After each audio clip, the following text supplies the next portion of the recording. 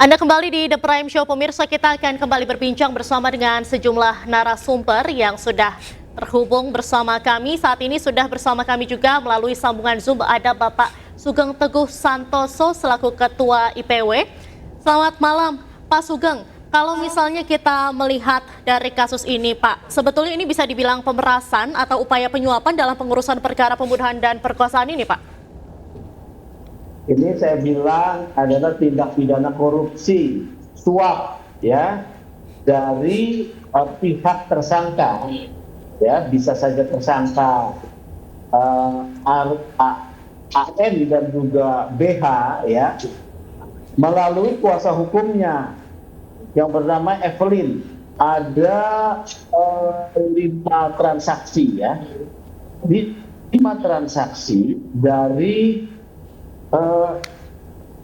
phone banking, ya, phone banking yang dilakukan oleh Arif Nugroho sejumlah 500 juta, 500 juta, 600 juta yang dikirim kepada kuasa hukumnya Evelyn EDH, ya. Kemudian oleh istri dari tersangka Arif Nugroho sebesar 1 miliar juga dikirim kepada kuasa hukumnya yang lama EDH. Kemudian ada 1,5 miliar, ya, yang dikirim oleh ibu daripada Arif Nugroho kepada juga EDH, ya. Nah, kita konstruksikan ini, ya. Inisiatif pemberian uang ini diminta atau diminta untuk kepentingan apa, ya? Ini yang tahu adalah hanya antara kuasa hukum Evelyn dengan kliennya Arif Nugroho. Tetapi informasi yang kami dapat, ya, bantahan yang disampaikan oleh Bintoro itu ternyata ada benarnya. Dia tidak menerima yang diisukan 20 miliar, tidak menerima yang diisukan 5 miliar dalam gugatan. Bahkan dalam gugatan saudara Pahala kan ada 1,6 miliar dikirim kepada rekening Bintoro. Itu ternyata dikirim kepada rekening Evelyn, ya. Kemudian informasinya dia hanya menerima informasinya dia terima 140 juta, ya. Untuk apa? Nah, ini mesti diklarifikasi, yaitu untuk penangguhan penahanan. Apakah untuk dihentikan kasusnya? Tidak, katanya. Konstruksi ini pemerasan atau suap, kalau saya melihat, ya, kalau tadi Zakaria meminta, ya, oleh Zakaria meminta, kalau Zakaria yang meminta bisa itu adalah pemerasan, ya, karena meminta inisiatif dari polisi. Tetapi tolong dicek, ya, oleh kuasa hukum yang baru saudara Pahala, apakah Arif Nugroho klien Anda itu berkomunikasi langsung dengan Bintoro, ya. Kalau informasi yang saya dapatkan semuanya melalui kuasa hukumnya Evelyn. Jadi bisa saja Evelyn mencatut-catut nama Bintoro untuk meminta sejumlah uang. Karena uang yang diterima oleh Bintoro berdasarkan informasi yang kami dapatkan penelusuran hanya 140 juta. Ya. Nah, ini yang harus dicocokkan ini. Jadi kemana uang yang jumlahnya begitu besar dalam bentuk tunai, yaitu 1,6 ditambah 1, ya,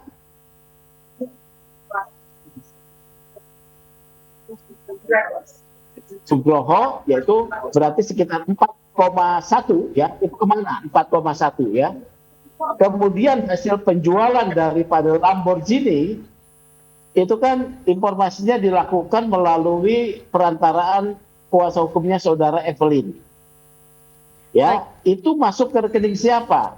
Nah, ini bisa menjadi kalau dilaporkan oleh saudara Pahala melalui laporan pidananya, selain penipuan penggelapan bisa TPPU.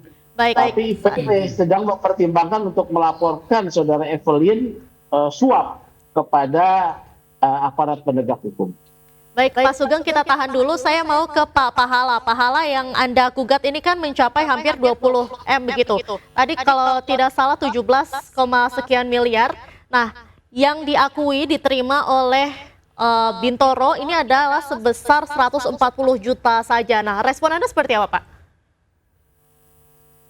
1.500.000. Kami berdasarkan surat kuasa dan kami berdasarkan pengakuan dari klien kami, dan kami ada visual rekaman klien kami, dan kami berdasarkan surat pernyataan klien kami bahwa kerugian yang dirugikan terhadap klien kami ini 17,1 miliar, ya. Namun kenyataannya kami sudah melakukan gugatan. Gugatannya memang karena di dalam petitum kami hanya 1 sekian miliar. Karena ada bukti transfer dari oknum dari Pak Arif, ya, klien kami ini AH ini ke oknum pengacara, ya, maupun dari mamahnya Pak Arif ini ke oknum pengacara tersebut. Bahwa uang itu digunakan untuk apa? Ditanya sama klien kami, adapun saksinya juga ada, klien kami juga. Itu digunakan untuk mengurus Polres Jakarta Selatan. Baik. Seperti itu, ya. Nah, Pak, tadi kan ada yang soal pencatutan nama dari Bintoro terhadap tadi yang mencatut itu adalah si pengacara sebelumnya, Ibu Evelyn gitu. Kalau misalnya yang ternyata semua itu tidak diterima Bintoro tapi malah larinya ke Evelyn ini, respon Anda bagaimana? Ya, responnya gini. Klien kami sudah pernah ketemu sama Pak Bintoro. Silakan aja dikonfirmasi. Apakah pernah bertemu dengan klien kami? Dalam rangka apa? Ya, itu ada pengurusan di situ. Ya, sehingga kalau dibilang itu urusan Evelyn, ya kami sebagai kuasa hukum sudah melaporkan juga oknum pengacara tersebut ke Polda Metro Jaya terkait penjualan mobil Lamborghini. Perintah klien kami untuk dikasih ke rekening klien kami, sampai detik ini uang tersebut yang katanya bukan katanya ya, pengakuan dari klien kami ini sudah terjual 3,5 miliar, itu dikatakan oleh saudara Evelyn oknum tersebut. Baik, saat ini saya mau ke Pak Arianto Sutadi selaku penasihat ahli Kapolri. Pak, tadi kan di sebelumnya diklarifikasi Pak Bintoro ini bilang bahwa ia tidak pernah bertemu dengan dua tersangka klien dari Pak Pahala. Sementara tadi berdasarkan keterangan dari Pak Pahala juga disebutkan bahwa ternyata kliennya ini pernah bertemu dengan Bintoro dan juga ada bukti visualnya. Yang benar seperti apa sebetulnya, Pak? Ya, itu dua-duanya benar keterangan itu ya. Tapi saya boleh terangkan ya, ini duduk perkaranya ini. Ini perkara ini dari mulai ya. Dari mulai itu adalah terjadinya ada 2 orang korban wanita ya, yang karena pelecehan seksual atau apa dan sebagainya, kemudian dilaporkan ditangani oleh Bintoro itu. Ketika ditangani di Polres itu ada 3 kasus. Kasus yang pertama adalah adanya kepemilikan senjata api, kemudian pelecehan seksual, dan yang ketiga ada orang meninggal. Waktu itu disebutkan sebagai karena kelalaiannya meninggal. Tapi oleh publik kan dibilang pembunuhan sadis kan itu. Nah, yang kasus pelecehan seksual itu ditangani oleh Polres Jakarta Selatan. Sedangkan 2 kasus lainnya ditangani di Polda. Oke, 3 itu berjalan. Ternyata kasus yang ditangani oleh Jakarta Selatan itu jalan di tempat, nggak jalan-jalan gitu loh. Nah, belakangan baru ketika kemarin tuh ada gugatan daripada pihak pelaku itu ya, merasa dia tuh ditipu atau diperas gitu, sehingga menggugat. Barulah tahu bahwa ternyata si Bintoro ini, timnya Pak Jakarta Selatan itu tidak melakukan tindakan itu karena mungkin ada kaitannya itu kan. Makanya kemudian Polda ambil alih, periksa itu si Bintoro itu, diperiksa oleh kode etik kan gitu kan.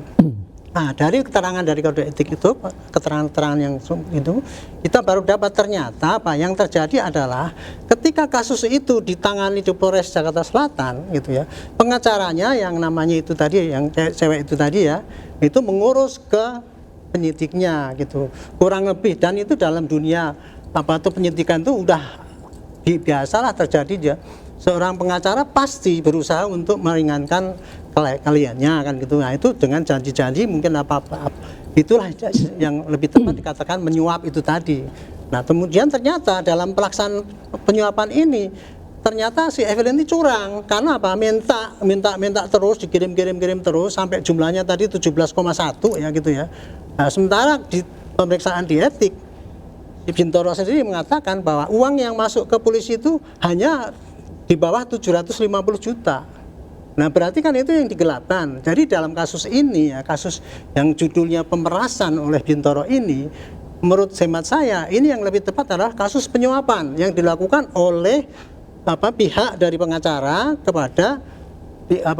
kepada polisinya, dan polisinya juga mau juga kelihatannya menerima itu ya kan. Tapi janjinya dia kan hanya untuk penangguhan tadi, tidak menghentikan. Dan menurut hemat saya nggak akan mungkin seorang kasat itu berani menghentikan kejadian yang di press release oleh dia itu. Dia paling bisa hanya menunda-nunda aja kan gitu. Jadi gitu. Bapak katakan bahwa arahan dari penyuapan atau pemerasan ini, dugaannya ini bukan untuk menghentikan penyidikan, tapi untuk lebih ke mengulur waktu. Mengulur waktu karena Bintoro nggak akan mungkin kasus yang sebesar itu ya, itu hanya bisa dihentikan kalau pakai gelar.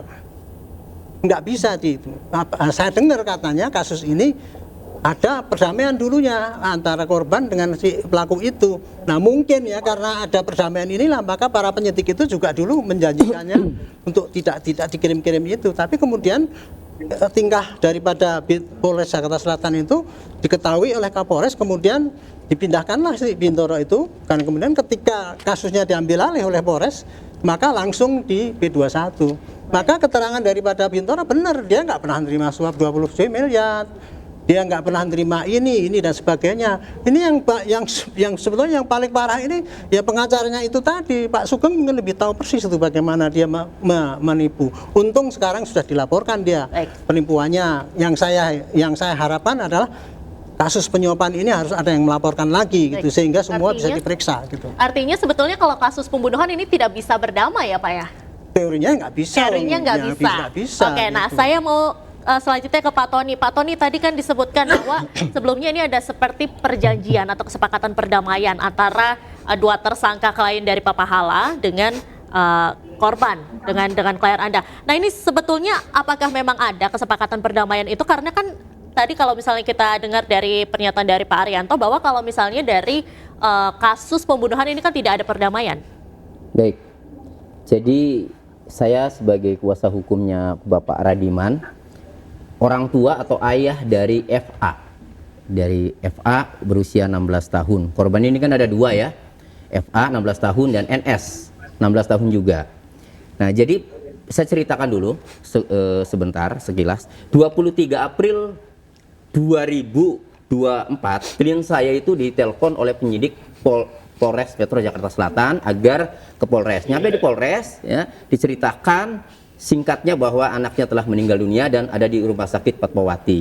Lalu bikinlah laporan. Setelah bikin laporan, kemudian diperiksa seperlunya. Nah, kemudian besoknya dilakukan otopsi. Nah, kemudian 24 April dipulangkan dan dimakamkan. Nah, sejak dimakamkan ya, pihak keluarga tersangka, entah itu pengacaranya ya dari pihak tersangka itu mendatangi keluarga korban di Angke, Tambora, Jakarta Barat. Baik dia memberikan uang, pokoknya memberikan uang kematian, uang buat tahlil apa itu, saya tanya itu kurang lebih 30 juta. 30 juta yang ya, diberikan. Pertama ya. Nah, lalu kemudian didatangi lagi diminta untuk berdamai. Disitulah kemudian konsultasi ke saya, Pak Tony, ini kalau berdamai ini bagaimana? Saya bilang, kasus pembunuhan yang sudah di press release, saya sepakat sama Pak Arianto tadi, udah di press release. Kemudian pasalnya juga ini bukan pasal delik aduan, melainkan delik biasa yang tidak bisa ya dihentikan meskipun ada pencabutan laporan sekalipun. Nah, sehingga saya memberikan pendapat kepada klien saya, Pak Radiman, bahwa kalau memang Anda tidak enak karena sering dikasih ya kemudian janji untuk berdamai, ya silakan saja, saya tidak bisa melarang. Tetapi saya pastikan kasus ini lanjut. Oke. Kemudian besoknya ya Evelyn hubungi saya, pengacaranya AN dan siapa Bayu Hartanto ya, Nugroho dan Bayu Hartanto itu hubungi saya, minta ketemu ya untuk melakukan perdamaian. Karena klien saya sudah menghendaki, ya, akhirnya ketemulah di samping Polres Metro Jakarta Selatan di restoran Padang. Evelyn datang bersama rekannya banyak dan bersama istrinya Arief Nugroho, perempuan yang mengaku istrinya Arief Nugroho. Saya tidak bisa memastikan, tapi mengakuannya istrinya Arief Nugroho karena saya nggak bisa minta buku nikahnya kan. Oke lah, saya percaya saja. Nah, dalam pengakuannya itu Arief Nugroho ini orang biasa-biasa saja. Makanya saya kaget nih ketika sampai ada uang sampai miliar-miliaran itu. Biasa-biasa saja. Ya, bahwa kerjanya di bengkel itu bukan miliknya. Mobil, saya bilang mobil BMW Gol yang disita itu ya di samping Polres itu mobil siapa? Itu bukan mobil saya, itu mobil saudara. Ya. Akhirnya disepakatilah perdamaian itu, saya buka saja 300 juta. Langsung dibuatkan surat perdamaian.